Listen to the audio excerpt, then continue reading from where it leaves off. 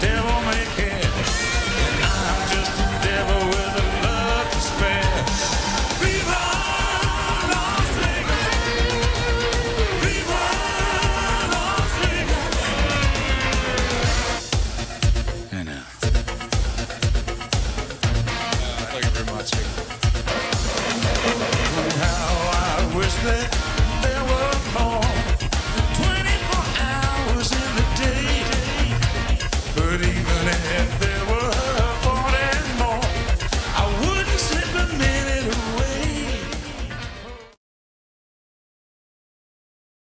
away. Okay, so we're back at the Tropicana. I'm back now with Naveen and Matt, so we'll come back to relive some memories.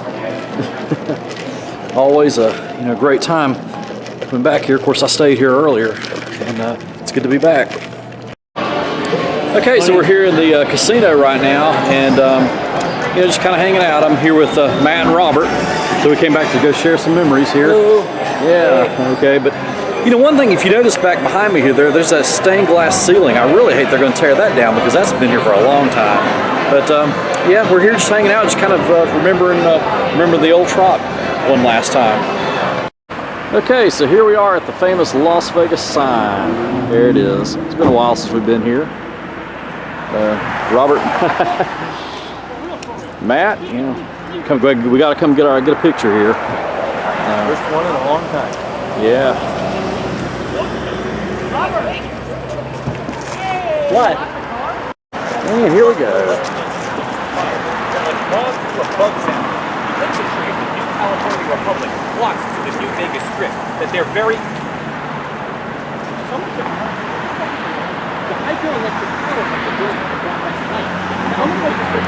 A fellow YouTuber here, Ranger Jake. Go check this out. Hey, who are you guys?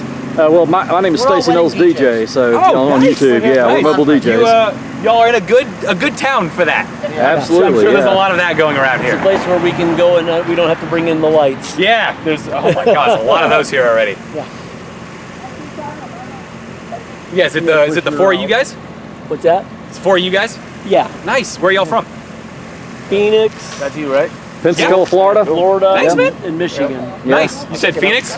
Phoenix. I'm from Tucson. Okay. Suburbs of Detroit. Nice. Just north of Detroit. Nice. You're a long way from home. Yeah, I come out here to hang out with them. He's from there too. So Yeah. they come out every year for a DJ convention. So, come to hang out with them. what was your YouTube channel about again? It's a mix of nature content and Okay. documentary content. Okay. It's a documentary about the video game, kind of. Oh, okay. And it's showcasing the real life places it's based on. Okay. Which video game? Sounds good. Fallout New Vegas. It's okay, about I've a heard of it, post-apocalyptic Las Vegas. I've never played it, but I've heard of it. Yeah, it's pretty cool. Come on, Okay. They did a Okay, real quick intro this morning. I'm getting ready to head downstairs to get ready to do some seminars this morning. I know that you would love for me to sit here and shoot this beautiful view for you so you can look at it for a long time, but you know what, you can pause it if you want to take it in, but I really don't have time to show it too much because I got to get downstairs. So anyway, we'll talk to you soon. About how to differentiate yourself, how to offer something that's different than those in your market.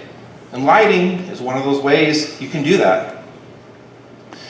And lighting has come a long way. I haven't been DJing that long. I don't have like 35 years of experience like Mike Walter. I wasn't even conceived 35 years ago. And I was talking with Mike in the back room, and he was talking about like dip switches, and we don't use dip switches anymore. So lighting has come a long way, and I've been doing this for about 7 years now, and there are so many different options, and lighting has never been more affordable, easier to control, and it can be overwhelming. It can be confusing. I know personally I was having sensory overload last night on the showroom with all those really cool movers and light bars shining in my face. So the more intentional we are, the easier it can be for us to find the right solution that meets our needs as a DJ company. This value proposition. So, as a DJ company, we can offer you dance floor lighting. We can offer 16 uplights, 2 intelligent movers on totems, and it will be all controlled with DMX. What do you think? Yeah? Yeah? Yeah. It's just, this almost looks like a listing for KPODJ or NLFX, you know? This is not really selling anything. But then here is another example. We believe that you deserve fantastic photos. We want you to look back and remember how much fun you had with your closest people. We use lighting to help set the mood and help your photos pop with color. And that's the difference. That's like selling an experience, a result. That's selling the idea that your customers' photos deserve to be good. And that's an ideal that people can buy into, and that's something that they can resonate with. And then here's another example. This is 2 DJ setups of mine at the same venue, a couple years apart or so. And on the left you have like the Chauvet gig bar. It's kind of a controversial light. I don't think it needs to be, but it is. And then on the right is a light setup that took a little bit more effort. And I'm gonna try to sell the nicer lighting setup like poorly and vice versa, just to prove a point.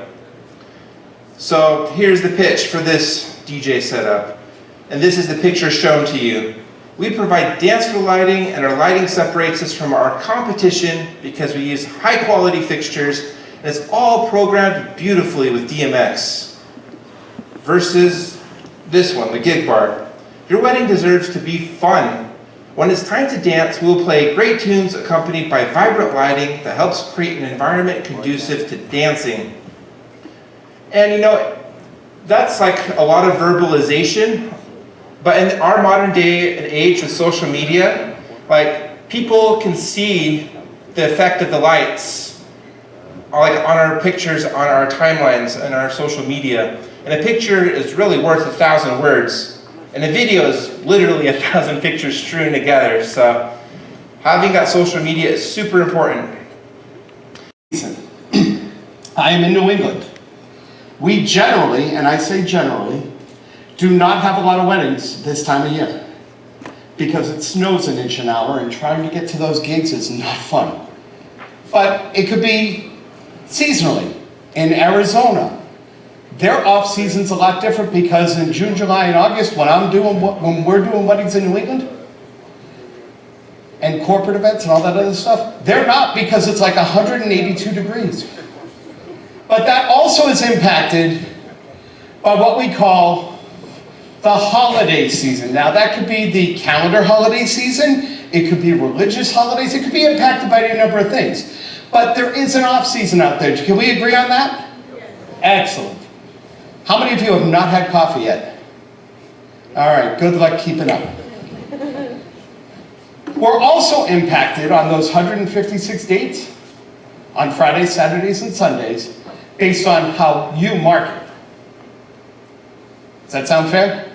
Okay. And what you market towards.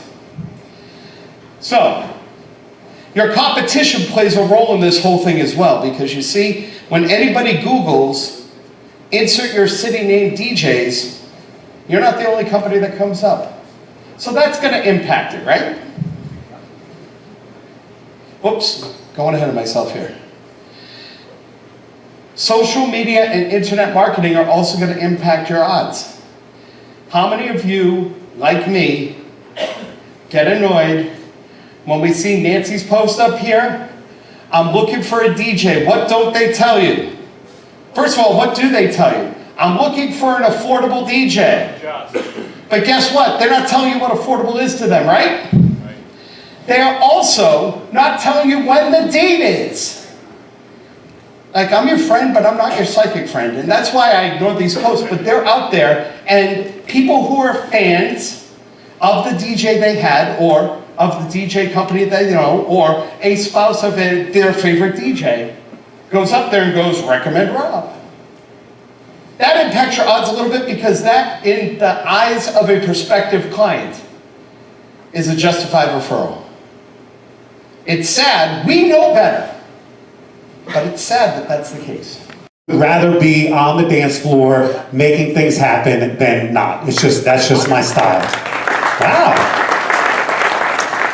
I want to say a word about John Murphy. He was the first boss I ever worked for. I learned a lot from the man. He was not an easy guy to work for, okay? He was very demanding. He lacked tact.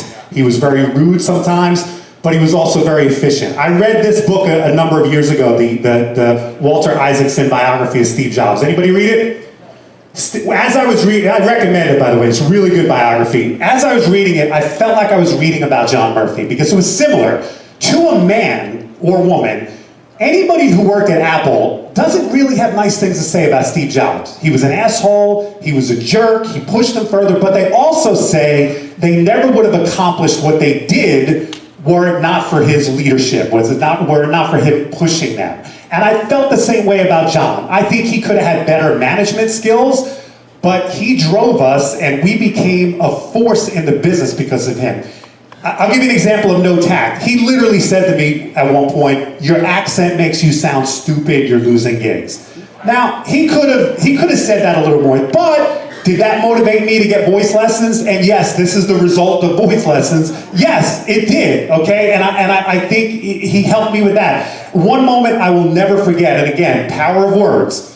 We used to have monthly meetings, and the meetings were always based on the mood John was in. If we had a great week of sales, if John was in a great mood, they were rah, rah, rah.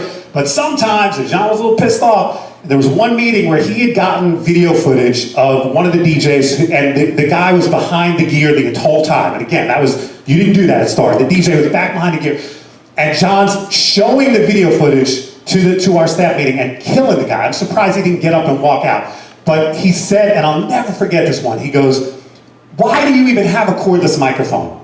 And that just stuck with me to this day.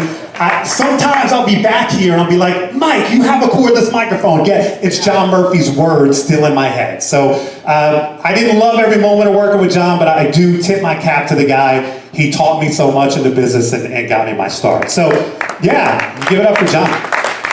So a couple rainmakers from my time at Star, a couple lessons. Rainmakers are critical to a company's success, and there's nothing, if you own a multi-op, you need to know who your rainmakers are, and there's nothing wrong with treating them differently, making them special, paying them more, giving them whatever perks they need. These are the people that help your business be successful. Learn or steal from everyone, as I did with Paul and Danny early on. I probably didn't say anything unique for the first 3 years of my DJing. Everything I said was a copy of something I had learned or heard, and usually it was from Paul or Danny. Video is a critical sales tool. Obviously nowadays we know that with social media, but Star was on that way before we all had demos and they helped us sell. Lean into trends. Again, this was the late 80s, early 90s, interaction was huge. And so we leaned into that. We weren't just interactive, we were sequin jacket, chicken dance level interaction, whatever that is. And sometimes leaders have to say the tough stuff. A little tact wouldn't hurt, but John said the tough stuff, and again, he kind of drove the company further than I think most would. So I want to talk a little bit about it. So now I want to talk about the industry's future. And I don't think you can talk about any industry's future without talking about AI. And this is just my theory, my layman's looking at technology. I think if anybody cares to sit down and write the program for it, AI could program a wedding as well as anybody in this room. And if that ruffles feathers, I apologize, but think about what we do when we program a wedding, right? We take our client's request, we take our knowledge, we take maybe the feedback from the guests in the room, and we put all these songs together. You don't think AI can figure that out and do it? One of the things I do when I program is, and I'm sure you do the same thing, is this crowd getting tired, right? Do I need to change directions? That's just me observing the crowd. Imagine if AI had real-time access to everybody's smartwatches, so could know people's heart rate and pulse in real time. Well, AI would know whether to slow things down now or pick up the tempo or change direction or whatever. And as far as mixing goes, let's face it, beat mixing is math, right? You're matching up your beats at 16s and 32s, phrasing, all of that. You telling me AI couldn't do that? Of course it could, okay? But AI is never gonna have a personality. AI is never gonna have a sense of humor. AI is never gonna have empathy for their clients, and AI is never gonna have love and passion for what it does, okay? So, thank you. So if you bring all those things to the table, I do not see a future where you are replaced by a computer. I just can't see it, okay? And if you don't bring those things to the table, and you do get replaced by a computer, I've got 6 words for you. that shit out of yourself. Thank you so much, everybody. I appreciate your time. I appreciate you being here. Thank you.